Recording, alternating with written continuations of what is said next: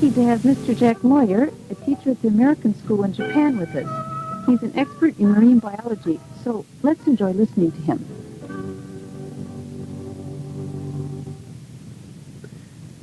Well, Mr. Moyer, welcome to our program. It's a pleasure to be here. Hello, Beth. Hi. Hello, everybody. I think it might be a good idea to start off by asking what you are currently doing, Mr. Moyer. Well, I am a teacher at the American School in Chofu, where I teach science. And in addition to that, I direct a biological station on Miyake Jima in the Izu Islands. That sounds like really interesting work, and I think that next week we'd like to hear more about what you're doing at Miyake-jima. But just now, I'd like to ask you something about your career experiences. Could you tell us a little more about yourself? For example, when did you first come to Japan? I came to Japan during the Korean War in 1952, just 30 years ago. That's a long time ago. How did you happen to come back then? Well, I became very much interested in Japanese history and customs, Japanese food, and in the nature in Japan, birds and so on. And was it when you were in the States that you became interested in biology, or after coming to Japan? It was in the States. I grew up with an interest in nature. My parents were very much interested in nature, and my mother used to take me on walks to show me deer tracks and things like that. My father used to take me fishing when I was a very small boy. And later, when I was in high school, my brother and I used to go on survival hikes in the mountains in the eastern part of the United States, taking no food or water and just trying to live off the land. We would go for 4 or 5 days at a time, and I became very much interested in nature at that time. And could you tell us a little more about your hometown? What sort of place was it, and did it help you enjoy outdoor life? Well, I lived right at the edge of the city of Topeka, Kansas, which is the capital of the most central state of the United States. I had wheat fields very close by. I remember as a little boy pretending that the blowing wheat were the waves on the ocean, although I had never seen the ocean. And there were many rabbits, and there's much wildlife. And I think from that time, I don't know, from the very beginning I was interested in nature, and Kansas had a lot of it. Today, that very same area is a U.S. Air Force base and concrete and noise and pollution, and it's changed quite a bit. You said that you used to pretend that the fields were the ocean. Did you have some special yearning to see the ocean as a little boy? I wouldn't know what it was, except just the vastness of the wheat fields and the vastness of the ocean. I suppose I had seen pictures or movies or something, and yet I remember the first time I saw the ocean, I was 7 years old, and I was very surprised that I couldn't see the other side. And did you go, say, camping for some time and without seeing even a sign of life? Yes, I think the longest period of time I had 2 horses, one to carry tents and cooking pots, and one to carry me. And I went into the Rocky Mountains in Colorado and spent, I think it was about 10 days. And much of that time I saw no one except my horses. Would you mind my asking how old you were at that time? I believe I was 20 or so. I see. Mm-hmm. Whatever made you decide to do that? I don't know. I think it's just, it was adventure. I see. It sounds like one. Well, you're a science teacher now. May I ask you what motivated you to become a teacher? When I was a senior in high school, I was a basketball player, and we needed a coach. Our school needed a coach for the junior high school team, the middle school team. And they asked me to coach. And I coached and found out how fantastic young people are, how different they are, how you never meet 2 that are exactly the same. And I thought it would be fun to be a teacher. And it is. It still is. And Mr. Moyer, what are some of the most interesting things and the most difficult things then about teaching here in Japan at the American school? Well, I can answer this in 2 ways.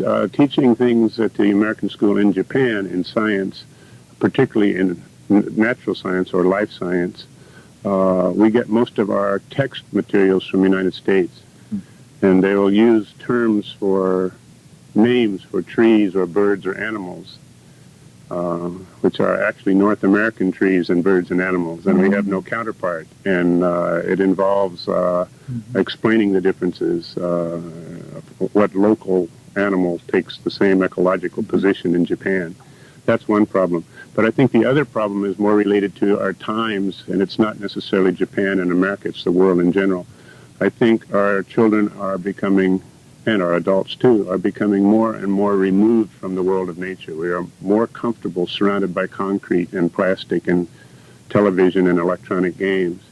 And the further we get from our ecological roots, the less easy it is to understand how important they are.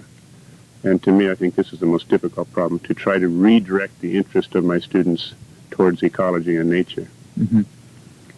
Could you tell us something about the school day, the system at the American school, and also how it relates to the science program?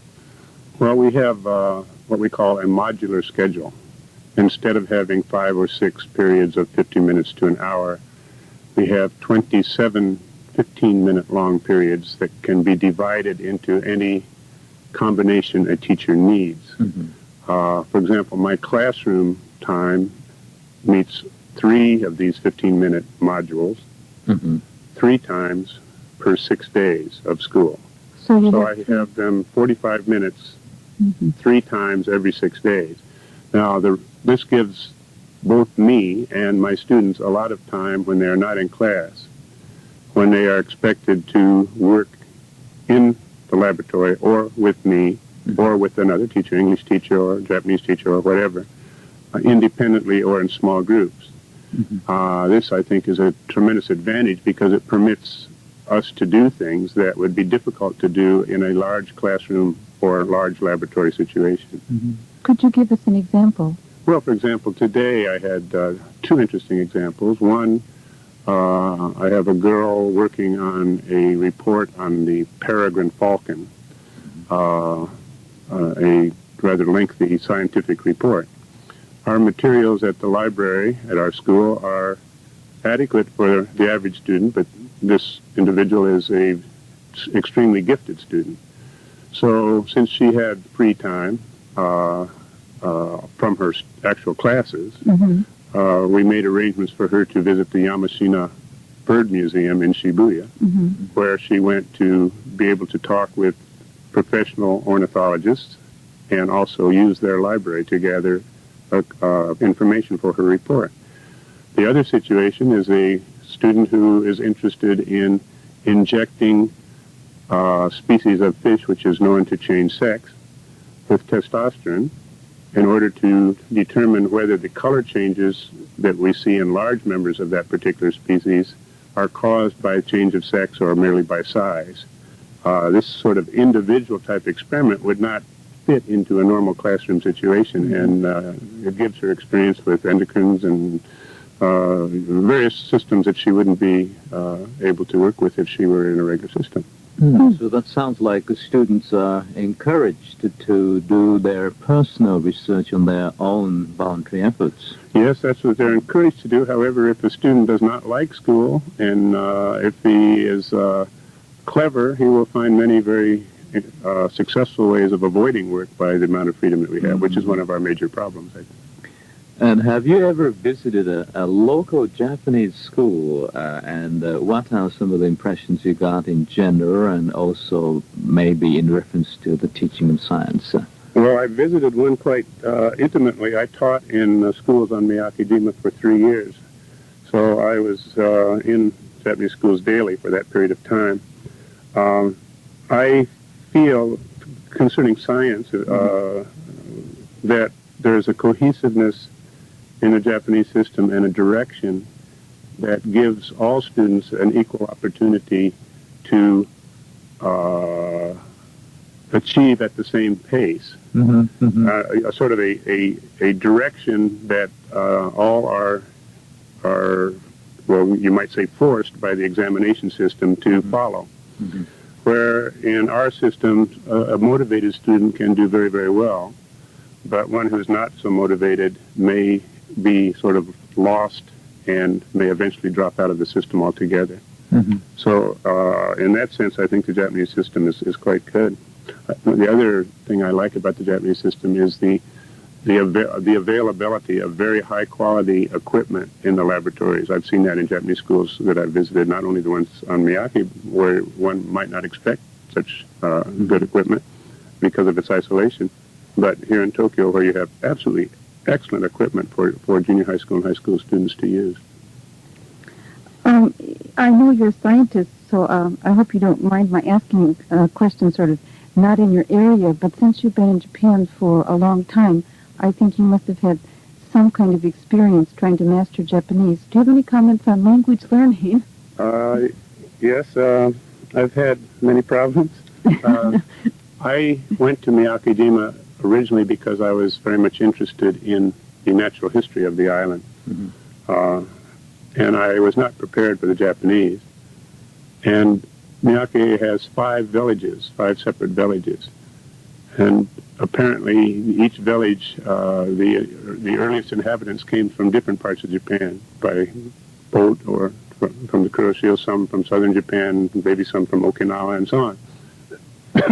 So each village in those days spoke a different dialect. Today, it's true of the old people.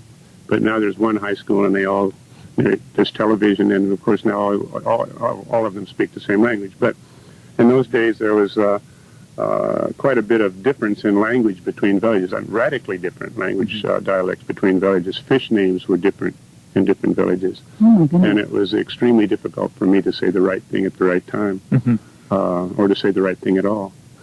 But I think the best thing about it was that by speaking a language every day, by being forced to speak a language every day, you can gradually begin to learn the language. Mm-hmm. So you learn by doing? Yes, you learn by doing. Well, before we finish today's program, I'd like to ask you, do you have any hobbies? Yes, I have a few hobbies. I think my favorite hobby is jazz. I like jazz very much. What kind of jazz? Well, I think Bob James and Sadao Watanabe, that type of what you might call crossover. Do you play any instrument? I play around at the piano, mostly the blues. Well, sounds like fun. Yes, it is. Have you been interested in jazz since you were a student? Yes, I think my interest in jazz began when I was about 10 or 11 years old. It was brought on by the fact that my older cousins were interested in jazz, and I saw my first jazz musicians in person when I was about 11, I think. I first heard Sarah Vaughan sing when she was still a student. My goodness. Which shows that I'm not really 29 like I tell my students I am. And are you collecting anything as your hobby other than listening to music? No, I'm busy enough just keeping a small museum at my biological station of valuable marine specimens. Mm-hmm. And that's a collection of a sort, but it's not a hobby. It's more of a necessity. Mm-hmm. You said, excuse me, turning back to jazz again, that you like to play the piano. Have you ever played in a group at all? Yes, I've played in a number of groups. I used to make my money in college that way, and even when I was in the Air Force, I did that for a short time. Now in Tokyo, I have jazz musician friends, and sometimes they allow me to play with them. I've played in one of my favorite places in Kichijoji from time to time. Do you do any singing yourself? Yes, under certain conditions, yeah. Well, I wish I didn't have to say this, Mr. Moyer, but that's all the time we have today. And would you please come again to talk to us next week? It'll be a pleasure. Everybody, this concludes today's guest hour, and be sure to join us again. Till then, so long. Goodbye, everybody. Goodbye. Hello, everyone. Welcome back to our English conversation program. How are you doing? I hope you're fine. Since this is the second Saturday of the month, we are very delighted to present you the second half of this month's guest hour. We certainly are, and here with us in the studio again is Mr. Jack Moyer. He's a science teacher and an expert in social biology. Let's continue our discussion now.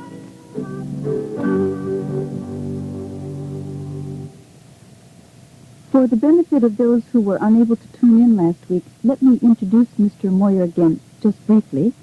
He's a teacher at the American School in Japan, and he's also a director of a biological research station at Nyakejima.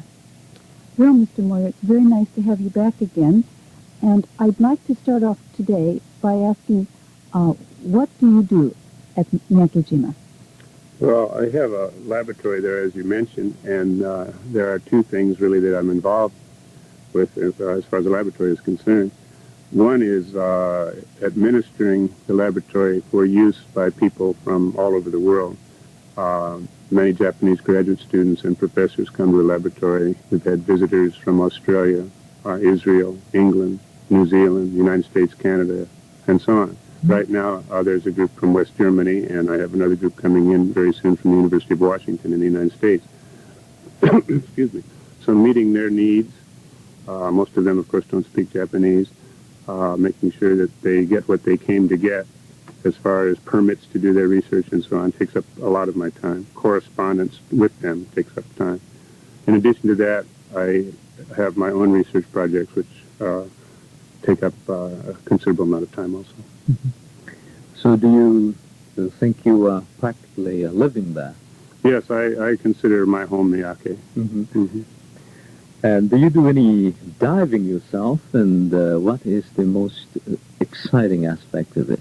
Well, it's hard to say what's the most exciting aspect. I spend all of my field research is underwater. Mm-hmm. The only time I'm not underwater related to my research is when I'm doing library work or writing and related to it. So I spend 250 to 300 hours underwater every year. The most enjoyable aspect of it is probably the excitement of the research. Mm-hmm. I think people ask me, do you go diving? It's sort of like asking me when I'm going to teach school in a car, are you going driving? I'm using the scuba tank to get down to where I want to be in order to do my research. So I think of it more as I'm going to do my research rather than going diving. Could we backtrack just a second and ask how you first became interested in diving, how you started? Well, I started, I was working on Miyake on birds, and a lot of the young children were wearing the old Okinawan-type diving goggles that you can still see them from time to time. And I asked to borrow a pair and went into the water, and I saw an unbelievable scene. It was just amazing how dense the populations of marine animals were, how much more easy it was to control the types of observations and experiments I'd like to do from the standpoint of biology. So I switched my interest from land animals to marine animals. Fishes attracted my attention, and so I began to specialize in fish behavior. And do you catch anything? Well, in the old days on Miyake, there was no electricity except in early parts of the evening, so there were no refrigerators. So in those days, yes, I spearfished for my own dinner, but I don't like to kill. That's why I enjoy fish behavior studies more than taxonomic or classification studies where killing is necessary. Mm-hmm. But yes, in those days, to eat, I killed. May I ask you one more question about diving as a person who has never dived? Is there any difference in terms of color? Yes, you lose your a lot of your colors very quickly. Red turns to brown very quickly. For example, in marking fishes for underwater observation, sometimes we'll use beads and sew the beads into the muscle right behind the head. And you can't use yet red and brown because at a depth of only 10 meters, they both look like brown. Mm-hmm. So you lose, blue remains for a long time. You get more and more whites. Coral sand at a depth of, say, 40 meters looks like blue sand. Doesn't look white anymore. And are the fishes and other creatures all that you see in the water, or do you see something else? Well, unfortunately, there's many other things that we see today that I didn't see 30 years ago at Miyake. People like to watch sunsets and like to take pictures of the ocean and like to watch the waves. Mm-hmm. And they may be eating lunch or drinking a soft drink or something of that nature. And when they finish with it, they don't want to spoil the landscape, so they throw it into the ocean, and it disappears. Oh, but it doesn't really disappear because when one is underwater, there it is. And we see now along the coast of Japan a lot of garbage that has been carelessly put by sports fishermen and tourists and other people. It's still there. Just because you can't see it, it's still there, yes. Yes, and I see it regularly. I know that you appeared on television and you explained something about the behavior of an anemone fish. So today I'd like to ask you something else. Could you tell us about some of your other research? Well, even my anemone fish work, my major interest is in reproductive ecology. Basically, I'm interested in what it is about the habitat an animal lives in that influences its mating system, what it is about shelter and food that makes it behave in a particular way concerning its mating system. For example, the anemone fish that you mentioned before is restricted to a very small living space around a sea anemone, and large populations are not possible. It needs the anemone for protection. So those fish are found in pairs, one male and one female. Other species are found in harems, one male and a number of females, while yet other species are found in different systems with large, freely promiscuous groups of animals mating in almost explosive mating.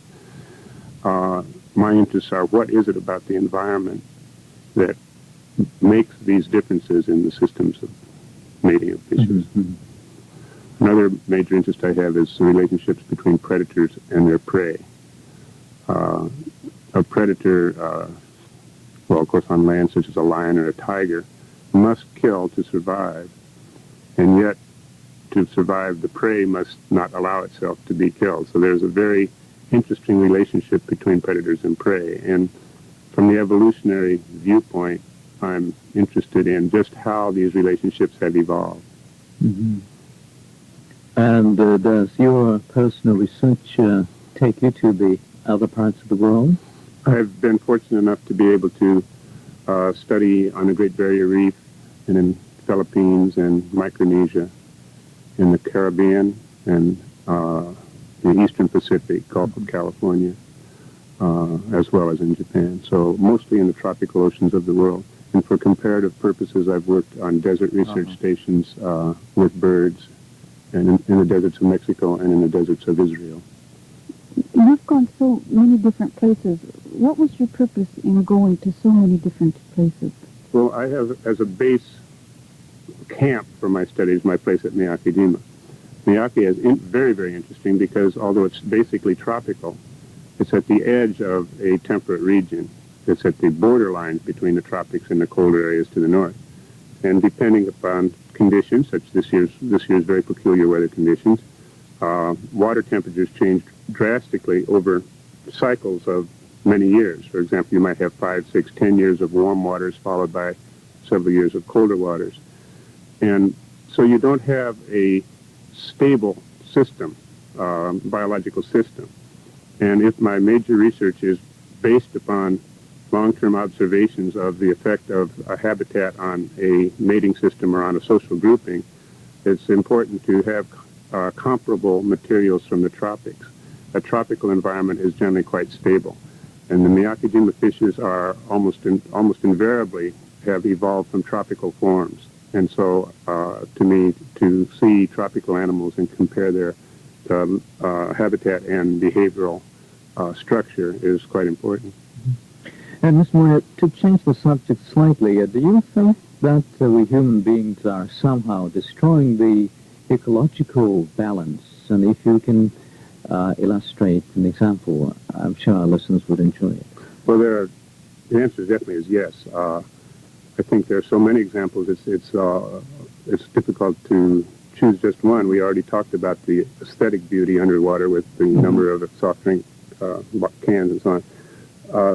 The study that's most recently come to my attention, one that I'm involved in, is related to the effect of construction on corals. In constructing roads or parks or buildings or anything on land, bulldozers are used, and land is loosened, trees and grass removed, and then heavy rainfall washes much of the dirt into the ocean and carries rich nutrients, minerals, into the ocean.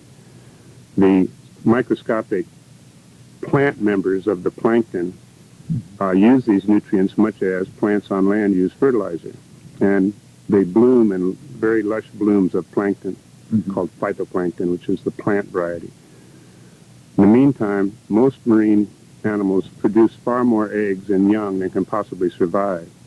And there are a few small species of shellfish that prey on coral, that eat coral.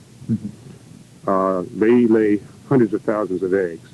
Normally, most of these die. They're either eaten or washed away by the currents and just disappear, or die from lack of food.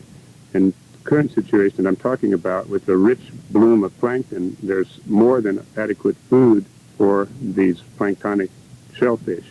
They then settle on the coral and overwhelm the coral. They are so abundant that the coral cannot survive. And Miyake's coral, Miyake-jima's coral, in the last 10 years has diminished by more than 25% as a result of that. Ironically, in trying to construct a marine park, frequently the construction leads to such destruction of the coral. So when they build a park, they actually give food to the plankton, which ends up in the shellfish, which ends up destroying the coral. Well, Am I right? The chain of ecological, the food chain eventually leads to coral. For example, the crown-of-thorns starfish that destroyed so many coral reefs in Okinawa and Guam and elsewhere in the tropics, very likely recent research suggests that the cause of it is heavy construction followed by heavy rain and nutrients being rushed into the ocean, permitting more young to survive through a complicated chain of food. Well, is there anything we can do to change this situation? Well, I think the main thing to do is to understand it and then try to prevent heavy erosion into the ocean by filter systems, a system of filtering rainwater, or by trying to do that kind of construction near the ocean during the dry season, if this is possible. Well, I'm very curious about the coral. If the coral is destroyed, then can you tell me how it affects the other aspect of the ecological cycle? Well, a lot of the coral reef ecology remains very complex because it involves organisms that burrow into the coral, worms and many microscopic organisms that are part of the coral system. Mucus secreted by coral is food for many different animals. The coral itself is shelter for many animals. For example, many fishermen on Miyake don't like coral because their lobster nets get caught in it. However, lobster are particularly fond of a coral environment because there's lots of shelter. So you remove the coral dies, it eventually crumbles into sand, and you have a bare sand bottom. And just like on land, where you have a desert, you then have the equivalent to a desert in the ocean. Coral makes for a healthy fishery. If you want to look at it strictly from a practical viewpoint, and you want a good fishery, a coral reef is a healthy thing to have. From the aesthetic point of view, tourism, a new kind of tourism involving scuba divers and snorkelers, has developed all over the world. And if that is to develop further or even to continue, coral reefs should be preserved. And finally, the third point of view is that just as part of the world we live in, the coral reef is part of a very complex ecosystem that we also are part of. Well, Mr. Moyer, I'm afraid that's all the time we have today, and thank you very much once again for being with us, and I'm sure our listeners found your talk very interesting, informative, and rewarding. Well, thank you for asking me to come. Everybody, that's all for today. So long. Goodbye, everybody. Goodbye, everyone.